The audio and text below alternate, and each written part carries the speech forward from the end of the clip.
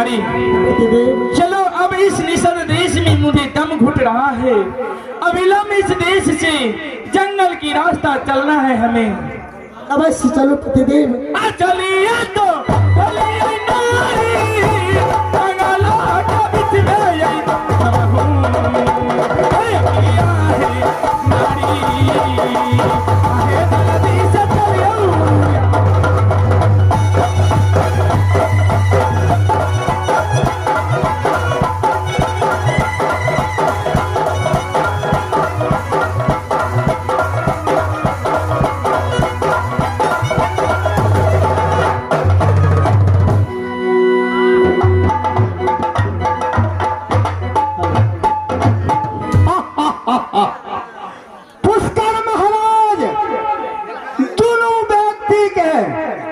निषद देश से निकाल दिला। उनका पीछा पीछा भरमान करा उनका धर्म के जांच ले। मुखारविंद से दोनों व्यक्ति में क्यों झूठ बज दे तो उनकर धरा हम जा रहा थे अपन माया फैलवे के लिए।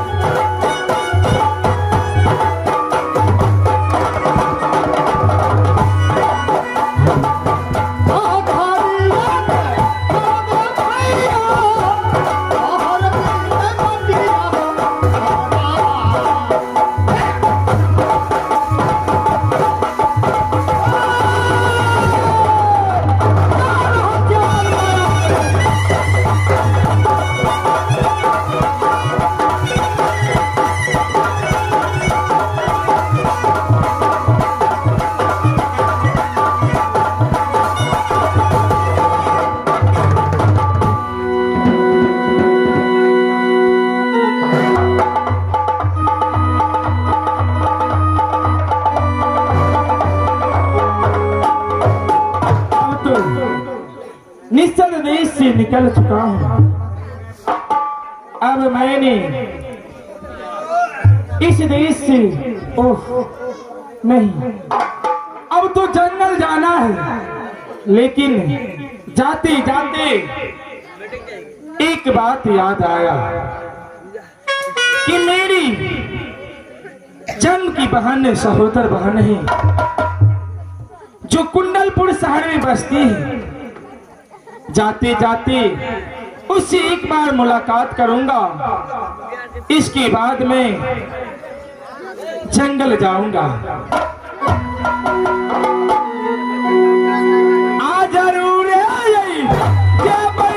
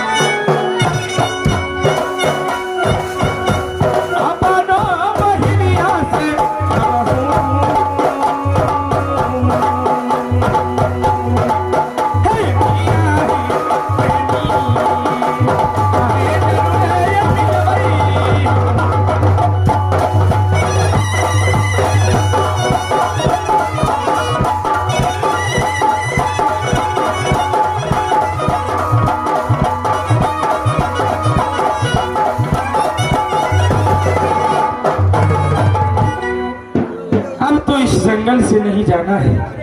पहले मैं बहन से मिलते कुंडलपुर शहर में मिलेंगे, तब आऊंगा। जंगल से नहीं आऊंगा या बाघ सिंह भक्षण कर लेगा, कोई पता नहीं है।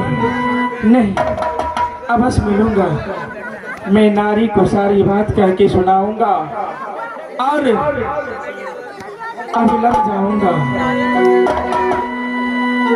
हे जल्दी से हे अभियो, जल्दी से अभियो नारी।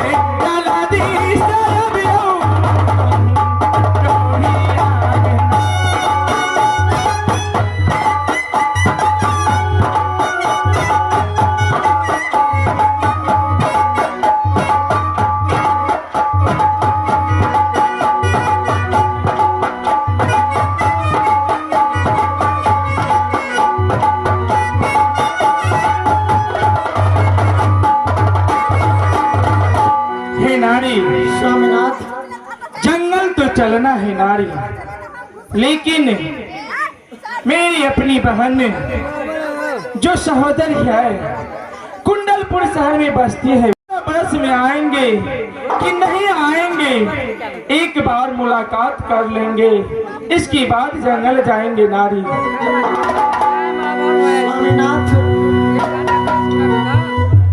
अपने के वचन तो हम काट नहीं सके छी, लेकिन हे पतिदेव हमार आत्मा नहीं कह रहा है क्या विपत्ति के बेरी में बहन आहा की सहवदर चिन्हत है पतिदेव। स्वामीनाथ हमार मन कह रहा है कि अपना सब सीधा जंगल चलो, जंगल में फल फूल रोज के गुजारा करब हे पतिदेव। हे नारी, स्वामीनाथ जंगल तो चलना है, लेकिन एक बार जरूर मिलेंगे। अगर पहचाने या ना पहचाने वह उसका धर्म है, मेरा धर्म कह रहा है कि एक बार बहन से मिलते ही जंगल चलना है। अपने की जो क्या स्वामीनाथ।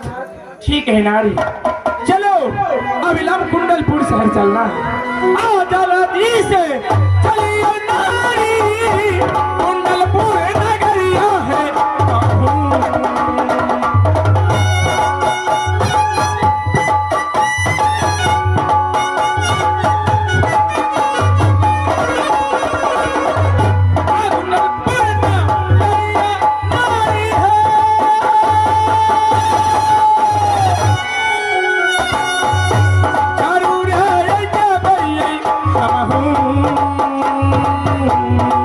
Hey!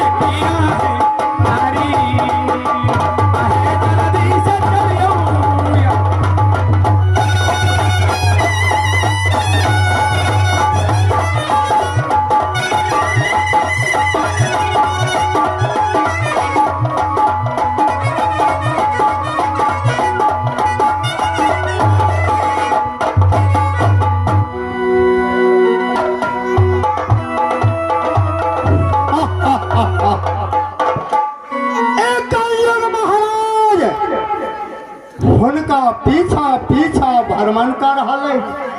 लेकिन दोनों व्यक्ति विचार लगे।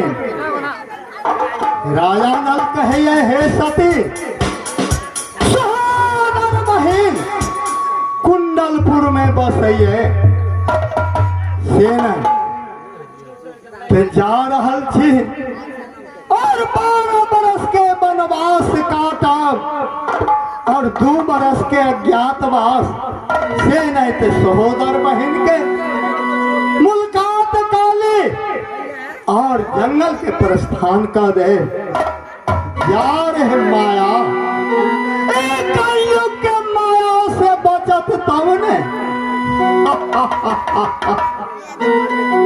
हम जा रहल छी अपन माया फलबै के लेल जे हुनका दोनों भाई बहन के अनचिन का दे और बढ़नी से स्वागत करवा दे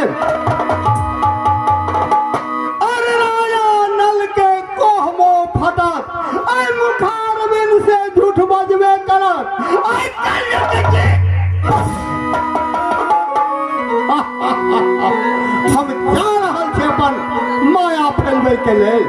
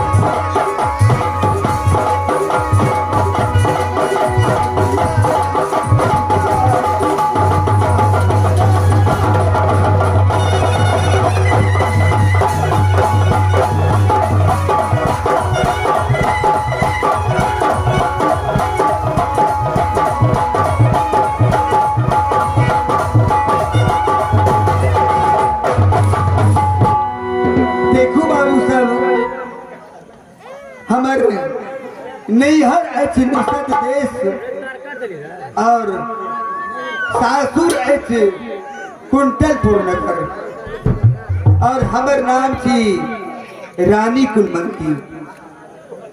की कहू बड़ी जुलूम के बात देख रहल छी। जहिया से हम गौना करा के एलो अपना सासुर के, हमर भाई राजा नल हमर भाई एहन धर्मिष्ठ राजा जी, हमर भाई केहन छथिन जी, हमरा भाई सन के धर्मिष्ठ राजा ए दुनिया पृथ्वी में क्यों नहीं। हमर भाई जब तक जय दिन सवा मन सोब्र जय दिन दान नहीं करे छलखिन तै दिन अंजल नहीं करे छलखिन। हमर भाभी जे छै से की कहू कहियो अपना अपन पैर जे छै से झरोखा से नीचा नहीं केलक। देखियो तहिया से गौना करा के हमर भाई केलखिन आ तहिया से घूम के नहीं गेले। अगर ते हम पक्षी देखिए तो उड़ो के चल देतिए अपना भाई भौजाई के देखे, लेकिन छिए तो मनुष्य उड़ल तो होते ही नहीं। अब करबे की भाई और भौजाई के पेड़ा पकड़ कति दिन में उठे।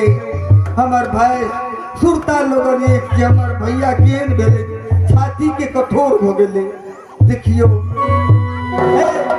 नौरियो और के देखे छे दरबार में दासी गई कोना गेली गई भैया ना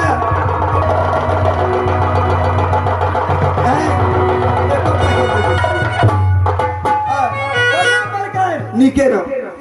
ये बात छै मलकान, अकेले छियै सब मर गेले। अकेले ही नौमी और इतने थे हमरा दरबार में। अरे क्या मर गई गए सौतिनिया।